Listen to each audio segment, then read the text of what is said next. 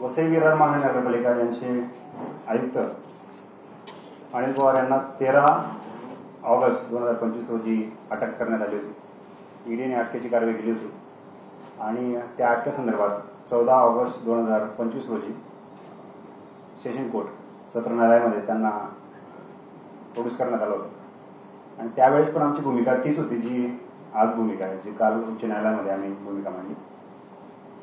भूमिका याबद्दल अशी होती की ईडीने केलेली अटक ही बेकायदेशीर आहे। ईडीने जे आरोप केले होते तर त्या आरोपाचा जो बेस आहे, प्रेडिकेट ऑफेन्स आहे, त्यात 4 FIR फाईल केल्या होत्या। 4 पैकी 3 FIR त्यामध्ये तक्रारदार वसई विरार महानगरपालिका असिस्टंट कमिशनर्स होते आणि 1 FIR एक लँड ओनर जमीन मालक होते, त्यांनी पियुष पटेल यांनी तक्रार दाखल केली होती। या 4ही गुन्ह्यांमध्ये जो आरोप करण्यात आला की वसई विरार महानगरपालिकेमध्ये 41 इमारती अनधिकृतपणे बांधकाम करण्यात आलं आणि त्या इमारतींच्या विक्रीतून जो पैसा तयार झाला तो लोकांना फसवून तयार झाला।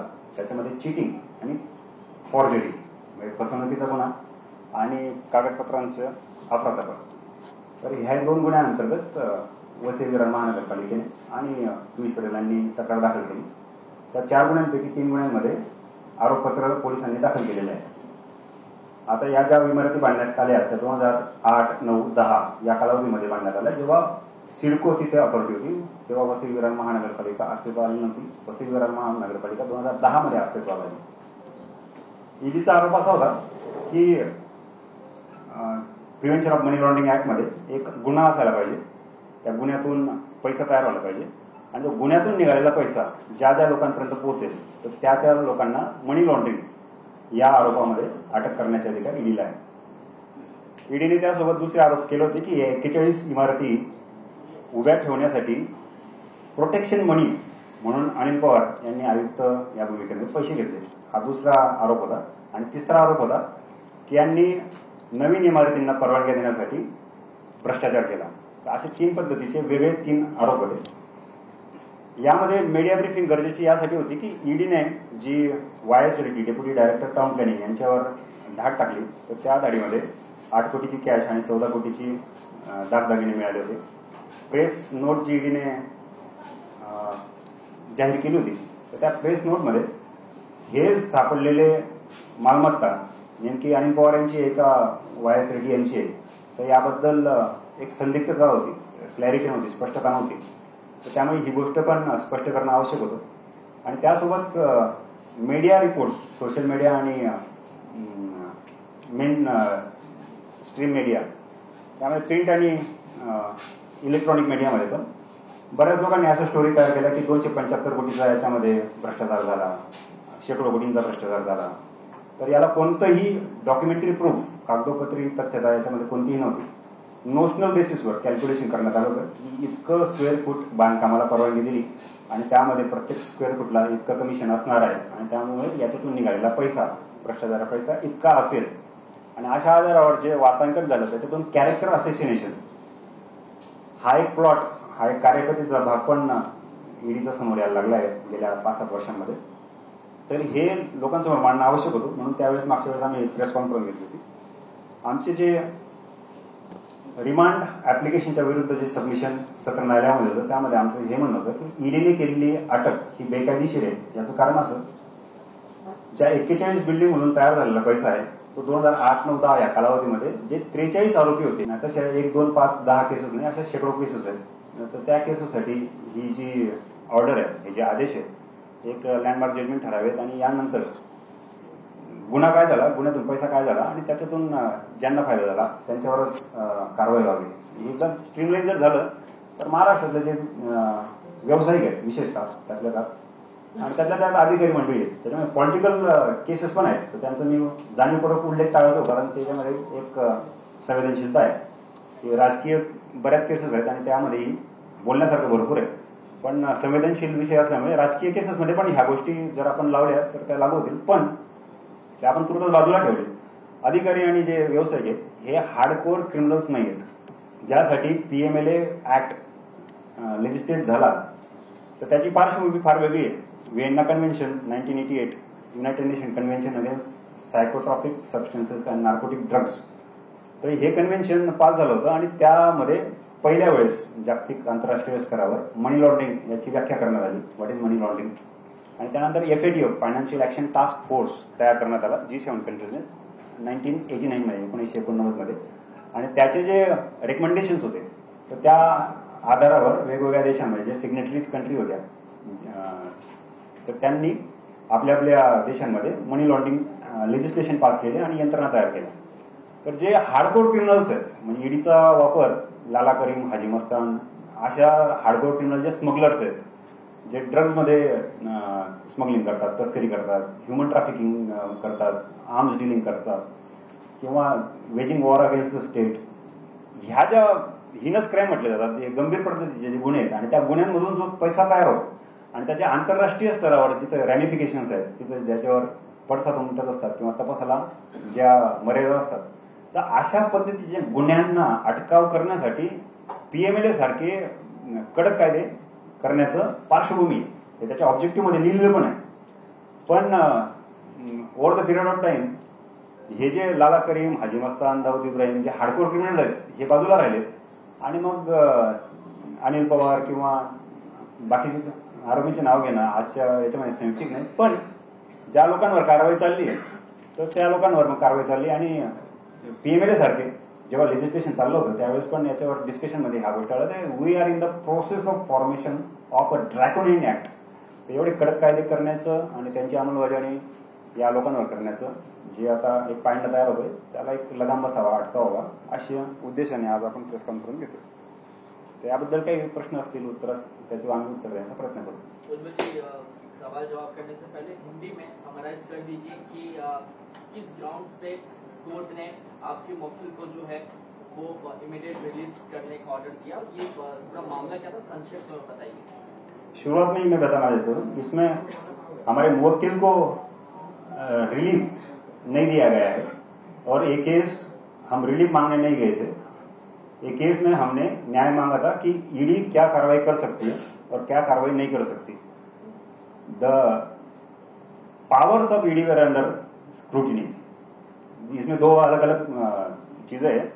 इनको फायदा या इनको रिलीफ मिलना एक चीज है और ईडी की जो कार्रवाई है वो बेकायदेशीर है ये बोलना एक अलग चीज है. तो इसमें सवाल ये था कि ईडी ने जो अरेस्ट की है वो कायदे के कानून के तहत है क्या बेकानून है. तो इसके ग्राउंड्स हमने ये बताए थे कि जो 41 इमारतें 2008, 9, 10 में बनाई गई थी उनमें जो फॉर्जरी और चीटिंग ये जो क्राइम हुए थे उसमें से जो पैसा निकला वो पैसा कहाँ गया इसका इन्वेस्टिगेशन करने का काम ईडी का है. और उन पैसे में से एक भी रुपया चेक से या कैश से अनिल पवार इनके ना खाते में आया ना हिस्से में आया, क्योंकि ये इमारतें बनी थी 2008, 9, 10 में और ये आयुक्त बनी थी 2022 में. इसलिए ये जो प्रेडिकेट ऑफेंस बोलते हैं इसको, शेड्यूल ऑफेंस बोलते हैं, इसमें सिर्फ निकला हुआ पैसा यहाँ तक आने की अगर संभावना ही नहीं और तो उसमें तथ्य ही नहीं तो उनको अटक नहीं की जा सकती. इसलिए ईडी की हुई जो अरेस्ट है वो गैर कायदा बेकानून है. उसके साथ उन्होंने जो अलग आरोप किए थे भ्रष्टाचार के तहत उनके तहकीकात करने के कौन से भी अधिकार ईडी को नहीं है, ये हमारा स्टैंड था. तो उसके बारे में हमने रिट पिटीशन फाइल की थी. ईडी ने माननीय उच्च न्यायालय के सामने भी ऐसे कोई से भी कागजात रखे नहीं जो ये दिखाते हो कि 41 बिल्डिंग से 1 रुपये भी इनके अकाउंट में आया हो, या फिर उन्होंने कोई भी ऐसा स्टेटमेंट कोर्ट को सबमिट नहीं किया जिसके तहत ये दिखता हो किसी ने ये बोला हो कि 41 बिल्डिंग में से जो पैसा निकला उसमें से कुछ 1 रुपया इनको दिया हो. बाकी भ्रष्टाचार के बारे में जो है उसके बारे में हमारा स्टैंड जो था कि it is excessive jurisdiction, it is beyond jurisdiction of ED. तो उसके बारे में ईडी ने भी कोई भी ऐसा सबूत पेश नहीं किया कि हमारे पास इसके बारे में तहकीकात करने के अधिकार कैसे, क्योंकि उसके अंडर जो FIR रजिस्टर होनी चाहिए that will give the jurisdiction to ED और एब्सेंट है, वो कहीं नहीं है. तो इसके तहत माननीय उच्च न्यायालय ने कल के ऑर्डर में ऑब्जर्वेशन दिए हैं, तो उसके तहत इनको रिलीफ नहीं दिया है. Action of ED is held as illegal. तो इन दोनों में फर्क है. आर्गुमेंट के दौरान आपने किन किन केसेस का जिक्र किया नजीर के तौर पर? आर्ग्यूमेंट में whether the arrest can be held illegal, इसके लिए हमने Arvind Kejriwal versus enforcement director इस केस पे रिलाई किया। इसके साथ Prabir Purkayastha versus enforcement director और Pankaj Bansal versus enforcement directorate, ये 3 केसेस थे। उनमें वेदर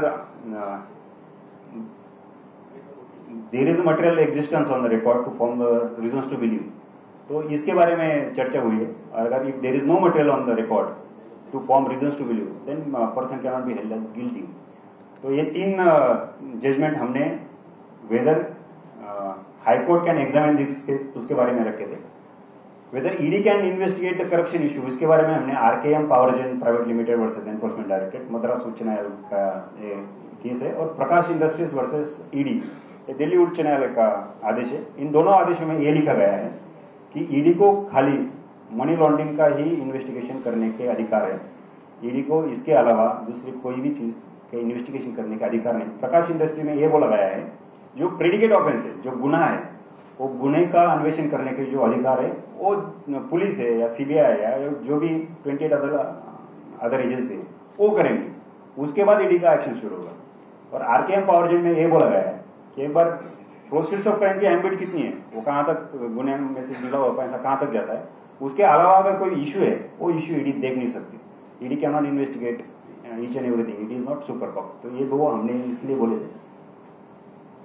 एक और मुद्दा आया था इसमें कि वाईएस रेड्डी के खिलाफ प्रिवेंशन ऑफ करप्शन एक्ट के तहत under section 13(1)D end 13(2)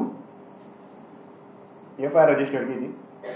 ED ने इन्फॉर्मेशन एसीबी को दी थी, तो उसके तहत ये डीए की केस है 13(1)D end 13(2). This is regarding disproportionate asset, अवैध मालमत्ता। उसके बारे में वाईएस रेड्डी जब सबमिशन देंगे एंटी करप्शन ब्यूरो को कि कितने हद तक उनकी मालमत्ता वैध है और कितने हद तक अवैध है, जितनी अवैध मालमत्ता होगी वो प्रोसेस ऑफ क्राइम माना जाएगा, उसके बाद ईडी की एक्शन शुरू हो सकती है। और ऐसा precedence Sachin Sawant versus enforcement directorate 2024 का जजमेंट है, उसमें मैं ही एडवोकेट ऑन रिकॉर्ड था। सचिन सावंत एक आईआरएस अधिकारी थे, वो भी ईडी में डिप्टी डायरेक्टर थे, हमारे कलीग थे, और उनको ईडी ने ही अरेस्ट किया था।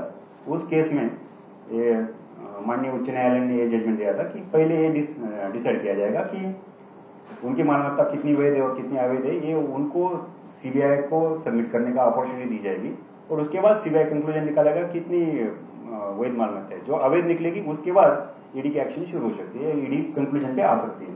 तो ये 6 जजमेंट हमने रिलाई किए थे। आपने कहा कि ईडी की जो जांच करने का जो दायरा है, हमारा जो मामला था उसको लेकर था कि जो दायरा है वो कितना, तो कोर्ट ने अपने ऑब्जर्वेशंस में क्या कुछ फटकार लगाते हुए ईडी को कहा। हाँ, तो मैं पढ़ के बता देता हूँ।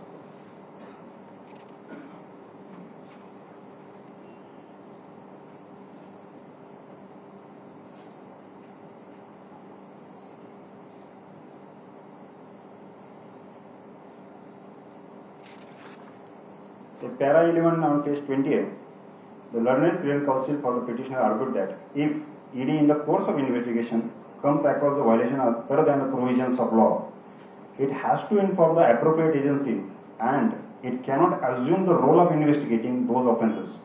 The learned senior counsel elaborating upon the powers of ED to proceed with the investigation in case where the allegation of disproportionate assets beyond the known sources of income of the accused is made, but CBI does not file the charge sheet, submitted that the ED cannot investigate the occurrence.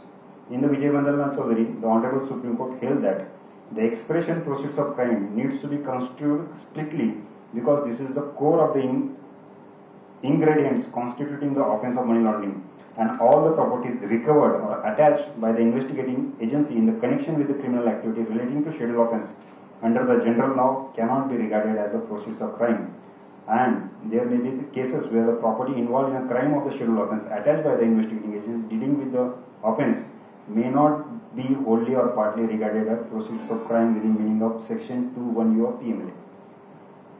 ये इस context में था कि जब ED ने searches conduct की, उस time पे एक जनार्दन पवार, अनिल पवार इनके relative थे, उनके घर पे 1,33,00,000 की कैश मिली थी। वो एक खुद बिल्डर है और उन्होंने इसका पूरा ब्यौरा ईडी के सामने रखा था, और बिल्डर के हाथ में ये कैश मिलना और उन्होंने उस कैश के सोर्सेज बताना, इसके कंटेक्स्ट में ये ऑब्जर्वेशन ये है कि the property recovered by ED can not be assume to be a property recovered as proceeds of crime.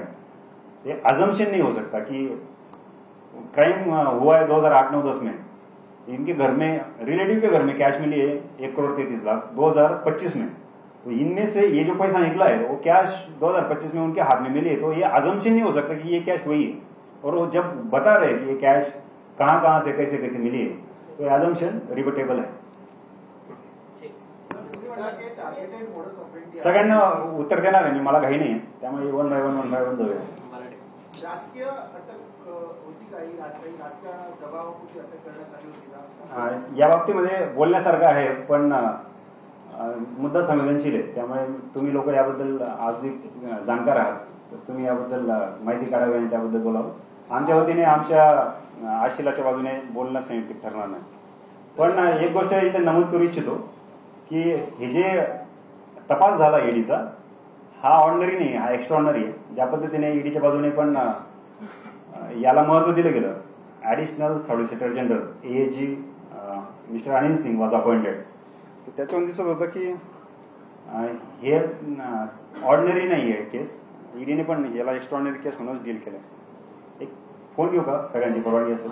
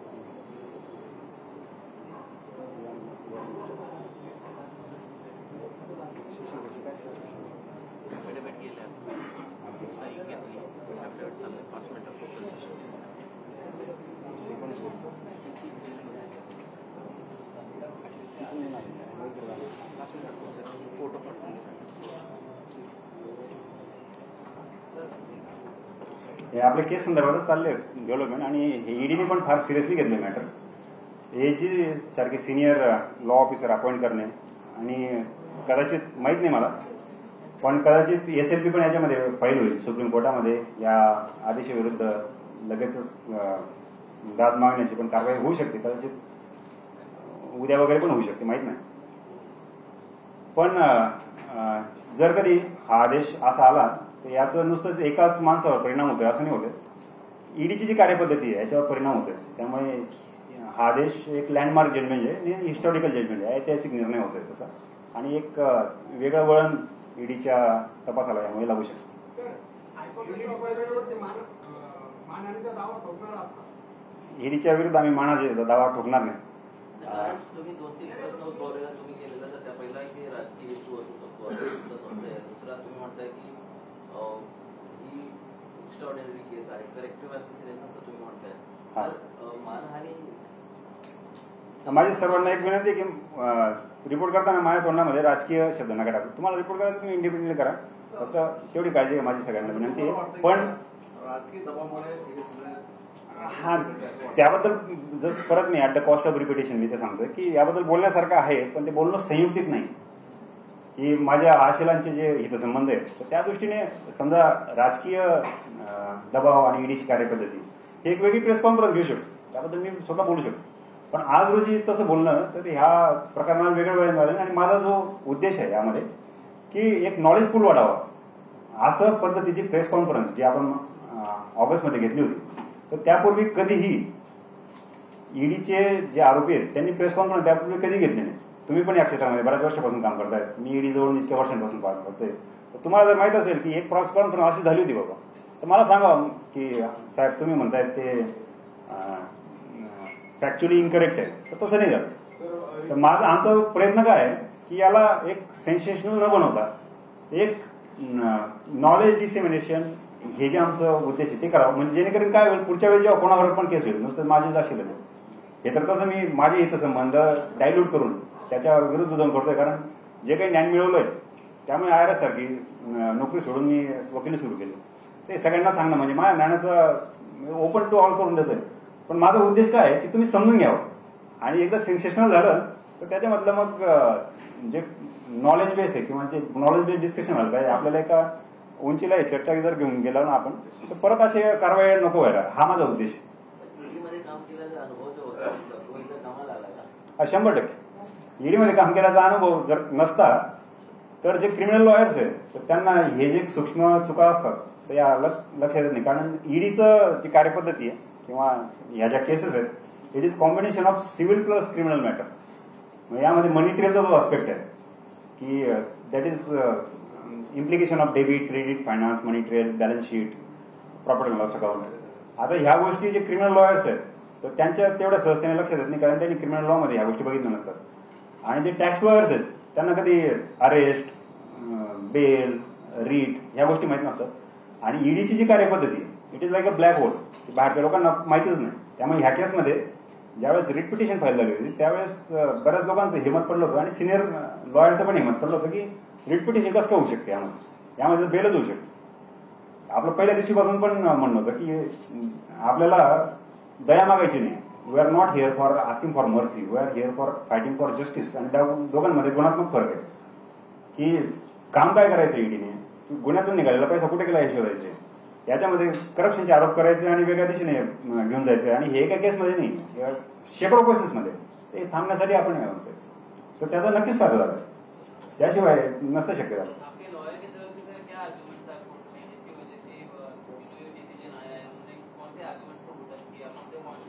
Main focus point हमारा ये था कि the proceeds of crime generated from the sale of illegal buildings in 2008-9-10 have not reached the petitioner, and ED could not controvert this decision. And if the POC has not reached the petitioner, he cannot be held guilty.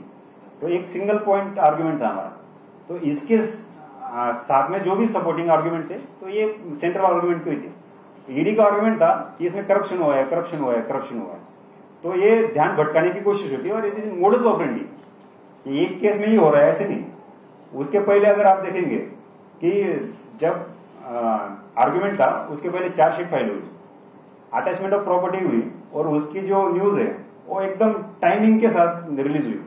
जिस दिन argument था उस दिन headline में अलग चीजें थी, और कल के न्यूज़पेपर में देख सकते हैं आप कि एक बाजू में रिपोर्टर्स लिख रहे हैं कि इनको रिलीफ मिला है और नीचे करप्शन के इश्यू आ रहा है. तो ये भी ना हो, रिपोर्टिंग जो है फैक्चुअली करेक्ट होनी चाहिए कि इनको रिलीफ नहीं मिला है, ईडीज एक्शन इज इलीगल, और उसके ये रीजन है. जो कंफ्यूजन क्रिएट होता है, और कोर्ट में भी होता है, और ऐसे नहीं कि खाली मीडिया में कंफ्यूजन क्रिएट होता है, कोर्ट में भी ये कंफ्यूजन पे ईडी केसेस ड्रैग करके लेके जाती है कि इसमें तो करप्शन है, करप्शन है, करप्शन है. Money laundering is technically defined offence. वो जो समझाना है, जितने जितने ज्यादा लोगों को ये समझ में आएगी उतना उतना ईडी का जो दायरा है वो कम कम कम होता जाएगा. तो हमारा आर्ग्यूमेंट सिंगल पॉइंटेड आर्ग्यूमेंट था. Proceeds of crime generated from sale of this 41 unauthorized building have never reached the petitioner. That's it. If it is reached, he is guilty. If it has not reached, he cannot be held guilty. जो गुने में से निकला हुआ पैसा है वो पैसा ही आना चाहिए. दूसरा अगर कुछ पैसा होता है, that is separate proceeding, that is separate offense, that cannot be clubbed together. एक कंफ्यूजन जानबूझ के तैयार किया जाता है. जैसे ये कंफ्यूजन दूर होगा तो जो केसेस ईडी में पेंडिंग है, और जो बड़े बड़े लोगों के, नेताओं के नहीं बोल रहा हूं मैं, जो बड़े बड़े लोगों के भी केस पेंडिंग है ना, ये धीरे धीरे धीरे सेटल हो जाएंगे. और this is one of the major reason why the conviction rate under PMLA, under ED is very low.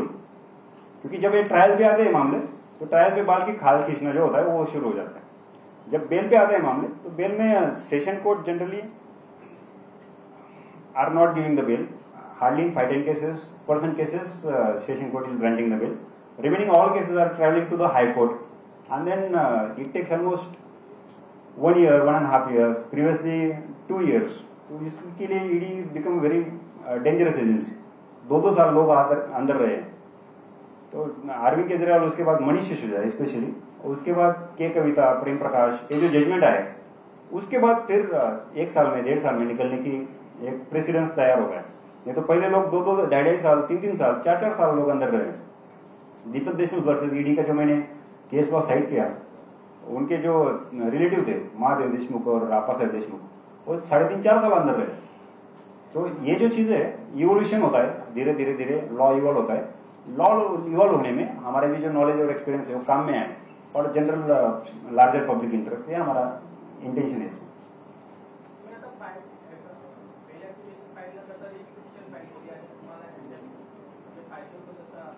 अपेक्षित परिणाम मिळाले।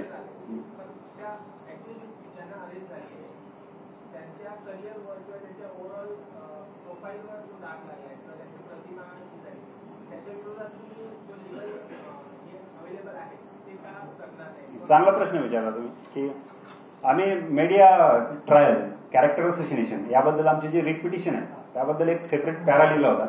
कारण ज्यावेळेस आम्ही प्रेस कॉन्फरन्स पण घेतलो त्यावेळेस पण एक रॅम्पेज चाललं होतं, एक चेसिंग चाललं होतं की कोटीच्या कोटी उड्डाण आहे, रोज वेगवेगळे न्यूज आर्टिकल यायचे, मीडिया कव्हरेज व्हायचं, मग अशा अधिकाऱ्यांना फाशी द्यायला पाहिजे वगैरे काही पण चाललं होतं, म्हणजे अगदी आम्ही त्या गोष्टीचा कॉग्निझन घेतला आणि त्या गोष्टी जे न्यूज आर्टिकल्स आहे तर ते आमच्या रिट पिटिशनमध्ये आम्ही टाकलेत की अशा पद्धतीचं रिपोर्टिंग होतंय। आणि ईडीने जे प्रेस नोट रिलीज केली होती तर त्याच्यामध्ये 3 गोष्टी आम्ही फॅक्च्युअली चुकीच्या आहेत हे मांडलं होतं त्याच्यामध्ये, आणि त्याबद्दल दे वर ऍक्च्युअली फॅक्च्युअली इनकरेक्ट। हे घेऊन आम्ही म्हटलं होतं की this is a plot of character association, आणि त्या संदर्भात ईडीने ऑन ॲफिडेव्हिट माननीय उच्च न्यायालयामध्ये हे सादर केलंय की अशा कोणत्याही पद्धतीची माहिती आम्ही मीडिया किंवा सोशल मीडियाला कधीही दिलेली नाही। आता हे आल्यानंतर ज्या मीडिया हाऊसेसने, ग्रुपने हे जे चालवलं होतं 275 कोटीचा घोटाळा, 275 कोटीची लाच यांच्यापर्यंत पोहोचली, आता ते आज रोजी हवेत आहेत। जर याच्यामध्ये क्रिमिनल डिफेमेशन आम्ही केलं किंवा अब्रू नुकसानीचा दावा जर ठोकला कोटी रुपयांचा होईल तर ही एक वेगळा टप्पाच होईल। आमचं कोणाचं नुकसान करायचं हेतू नाही। मगाशी कोणीतरी विचारलं की ईडीच्या बद्दल मी सेशन कोर्टमध्ये सेक्शन 62 बोललो होतो TMLAचा, फॉर व्हेक्सेशियस सर्च अँड व्हेक्सेशियस अरेस्ट। म्हणजे जर कोणी चुकीची अटक केली असेल कोणत्या ईडीच्या अधिकाऱ्याने किंवा चुकीची धाड टाकली असेल तर त्या अधिकाऱ्यावर 2 वर्षाची जेल करण्याचे प्रोव्हिजन्स कलम 62 नावाचं जे कलम आहे TMLA म्हणतो त्याच्यामध्ये आहे। तर याचा आम्ही उल्लेख कोर्टामध्ये केला होता, पण आमचा कोणताही तसा उद्देश नाही। आमचा उद्देश ना मीडिया हाऊसला किंवा ईडीच्या अधिकाऱ्यांना त्रास होईल असा नाही, पण आपल्या हितसंबंधांचं संरक्षण करण्यासाठी, आपल्या स्वातंत्र्याचं संरक्षण करण्यासाठी ह्या गोष्टी एक फुतकारो मगर काटो मत अशा पद्धतीने आम्ही म्हणतोय। तर आज रोजी पण सगळ्या मीडिया हाऊसेससमोर आम्ही ओपनली सांगतोय की जर अब्रू नुकसानीचा दावा टाकायचा का, क्रिमिनल डिफेमेशन टाकायचं का रिटन अपॉलॉजी घेऊन विषय संपवायचा, याच्या बाबतीत आम्ही गंभीरपणे विचार करतोय। आमच्या आशील जेव्हा बाहेर येतील आणि त्या बाबतीमध्ये जेव्हा येईल, कारण याचं कारण पण एक आहे की एक जबाबदार रिपोर्टिंग, एक जबाबदार पद्धतीने लोकांपर्यंत माहितीचा प्रचार प्रसार व्हावा हे गरजेचं आहे। दुसरं एक हेवी इम्बॅलन्स ऑफ नॅरेटिव्ह झालेला आहे। ईडीने कारवाई केली तर तो माणूस कारवाईच्या मध्येच दबून जातो आणि तो इतका दबून जातो की मानसिकरित्या त्याचं खच्चीकरण होऊन जातं। आणि मी ईडीमध्ये असतानाही बघतो आणि ईडीच्या बाहेर पण बघतोय की लोक डिप्रेशनमध्ये गेलेले आहेत। नंतर तुम्ही काही ट्रायल पण बघितल्या, काही सेलिब्रिटीच्या पण गोष्टी बघितल्या, नंतर कळालं की अरे ते निर्दोष होते, पण त्या ज्या प्रसंगातून त्यांना जावं लागतं त्याचा प्रचंड मानसिक त्रास होतो। तर त्या गोष्टी थांबायला पाहिजेत। एक संतुलित रित्या याचं वृत्तांकन होणं आवश्यक आहे। त्यासाठी आम्ही ह्या गोष्टी आता मीडिया समोर असं बोलणं तर ते मीडिया कदाचित ऍग्री होऊ शकतं, पण जे तथ्य ते मांडायला पाहिजे, ते तुमची परवानगीने आणि नम्रतेने हे मांडणं आवश्यक आहे। भारतीय यंत्रणांचा अशा प्रकारे गैरवापर करणाऱ्यांवर काही कारवाईचे नियम आहेत? हा मी तुम्हाला सेक्शन 62 कलम 62 जे सांगितलं prevention of money laundering act, हा फार ताकदवान असा कलम आहे। तर याच्यामध्ये असं म्हटलंय की the officer conducting vexatious search or vexatious arrest is liable for jail term of 2 years। एखादी अधिकारी आपला अधिकाराचा गैरवापर करून व्हेक्सेशियस सर्च चुकीच्या पद्धतीने केलेली धाड, व्हेक्सेशियस अरेस्ट चुकीच्या पद्धतीने केलेली अटकेची कारवाई असं जर कोणत्या अधिकाऱ्याने केलं असेल तर त्याच्यावर 2 वर्ष जेल मध्ये टाकण्याचे अधिकार PMLA मध्येच आहे। आणि ही गोष्ट आम्ही सत्र न्यायालयाच्या जे पहिल्या दिवशी 14 तारखेला आर्ग्युमेंट झालं तर त्यावेळेस आर्ग्युमेंट इथपर्यंत पोहोचलो ऑन रेकॉर्ड, आणि आम्ही लिखित स्वरूपामध्ये आमचं म्हणणं मांडलं, ओरली नाही। फक्त एक तारतम्याचा जो भाग असतो हे आम्ही जाहीरपणे पण सांगतो की मी ईडीमध्ये स्वतः काम केले, अधिकारी काय पद्धतीत काम करतात किंवा कोणत्या परिस्थितीत काम करतात ते थोडंसं आहे. त्यामुळे कोणालाही व्यक्तिशः त्रास देण्याचा किंवा हार्म करण्याचा आमचा उद्देश नाही. पण ह्या गोष्टींचा आम्ही उल्लेख काय करतो, लोकांपर्यंत ही माहिती पोहोचावी आणि हे थांबायला पाहिजे. माझं म्हणणं त्यांच्यावर यंत्रणेवर दबाव कोण टाकतो, त्यांच्यावर कारवाई होणार. मुद्दा महत्वाचा आहे पण औचित्याचा नाही, त्यामुळे मला माफ करा. नाही बरोबर, आणि ही गोष्ट रिलिव्हंट आहे. असं नाही की या गोष्टी पुढे वारंवार घडत होणार. तुम्ही पण बोलत नाही तुमच्याशी मी पूर्णतः सहमत आहे. पण जर समजा मी आज in the capacity of advocate of one accused जर असं बोललो नाही, मी उज्ज्वल चव्हाण म्हणून जर बोललो तर वेगळी प्रेस कॉन्फरन्स होईल. पण आज रोजी मी आय एम रिप्रेझेंटेटिंग समबडी, तर त्यांचे जे हितसंबंध आहे बोलण्याच्या नादामध्ये त्यांच्या हितसंबंधाला माझ्यामुळे नको बाधायला. त्यामुळे ते तुम्हाला पण विनंती आहे की ईडी संदर्भामध्ये संवेदनशील असे भरपूर विषय आहेत, ते आपण चर्चा करू शकतो. पण माझी सर्वांना विनंती काय आहे, आजच्या प्रेस कॉन्फरन्समध्ये ते विषय नको घ्यायला. ते विषय मला मान्य आहे आणि मी प्रत्येक वेळेस ते म्हणतो की मुद्दा महत्वाचा आहे, असं नाही की मुद्दा मी टाळतोय.